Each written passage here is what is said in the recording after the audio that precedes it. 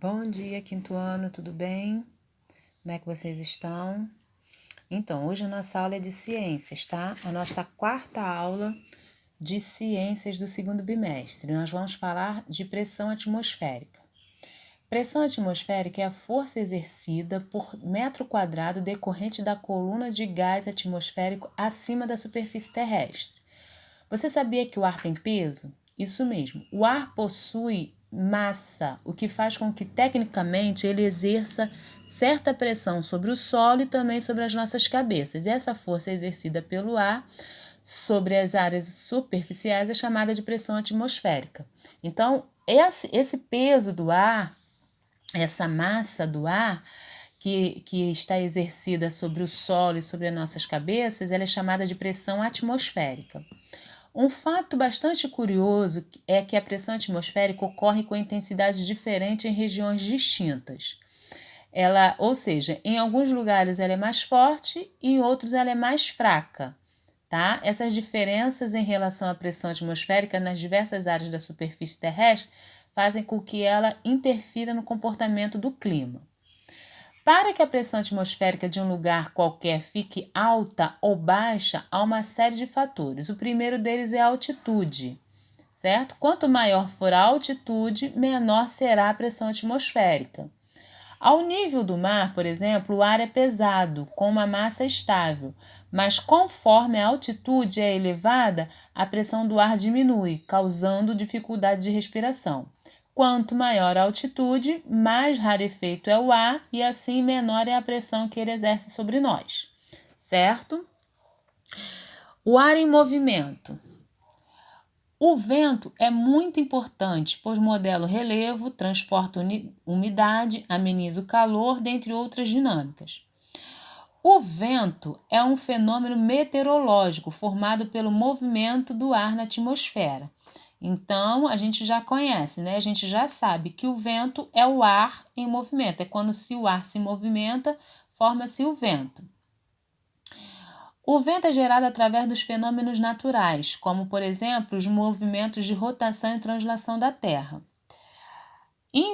Existem vários fatores que podem influenciar na formação do vento, fazendo com que este possa ser mais forte ou suave.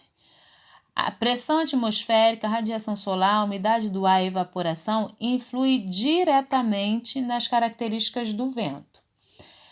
Em regiões mais altas, como no alto da montanha, por exemplo, o vento costuma ser mais forte, pois não há interferência de construções. Então, lá em cima, no alto da montanha, não tem nada que atrapalhe o vento, então lá ele é mais forte, o ar consegue se movimentar melhor, não tem nada que impeça. O vento é muito importante para o ser humano, pois facilita a dispersão dos poluentes e também pode gerar energia eólica, que é aquela energia gerada pelo vento, certo? De acordo com os movimentos, o vento pode ser de vários jeitos, de várias formas. Pode ser uma brisa, que é um vento suave, ou quando o vento sopra lentamente. Uma ventania, é um vento mais forte que a brisa. Um furacão é um dos fenômenos mais interessantes que acontece na Terra e chama bastante atenção, que é aquele vento fortíssimo. E os ciclones são sistemas de baixa pressão que se desenvolvem nos trópicos do hemisfério sul e andam via mar ou terra com os ventos de força de pelo menos 63 km por hora. Ou seja, é aquele vento muito forte. Utilidades do ar. O vento é mais importante do que imagina para o homem. O ar é indispensável para a nossa respiração. Isso a gente já sabe, né? Que sem o ar a gente não vive. O vento ele é importante porque ele espalha as sementes, ele limpa o ar, levando gás carbônico para longe, trazendo oxigênio puro. Ele ajuda na combustão da queima, na distribuição da chuva, no deslocamento de barcos e velas, porque para velejar precisa de vento, e em diversos aparelhos como ventiladores, certo? Previsão do tempo. Se sabemos que vai chover, levamos o guarda-chuva, correto? Quando saímos de casa. Mas uma dica importante sobre o tempo nos ajuda em muitas outras coisas. Entre elas, avaliar as condições da estrada quando viajamos, também para a agricultura. A meteorologia é a ciência que estuda as condições atmosféricas e, com isso, auxilia na previsão do tempo. A previsão do tempo ela é muito importante, porque ela ajuda na agricultura, se vai plantar, se não vai plantar, se vai ter muita chuva, se não vai, se vai fazer frio, a gente coloca o casaco para sair, se não vai, é muito importante. E a meteorologia é a ciência que estuda essas condições aí atmosféricas, que faz essa previsão aí do tempo. Os técnicos fazem a previsão do tempo estudando vários aspectos da atmosfera. Massas de ar, frente fria, quente, umidade do ar, temperatura do lugar e pressão atmosférica, certo? Então, eles estudam tudo isso aí para saber a previsão, para fazer a previsão do tempo.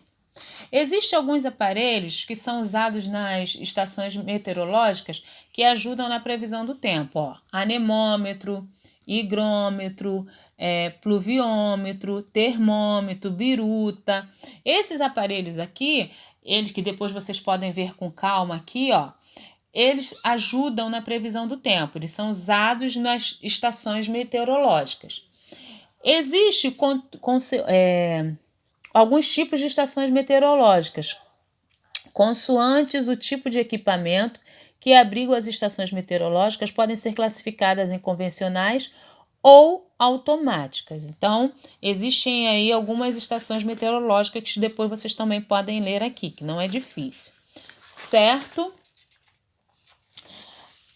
Então, vocês estudem aí um pouquinho, leiam com bastante atenção e façam os exercícios, ok? Se tiver dúvida, leia aí. Se não, quando a gente voltar, uma dica que eu tô dando: coloquem no caderno as dúvidas que vocês tiverem, para que a gente, na hora que a gente chegar na escola, a gente esclarecer, para a gente não esquecer, tá bom?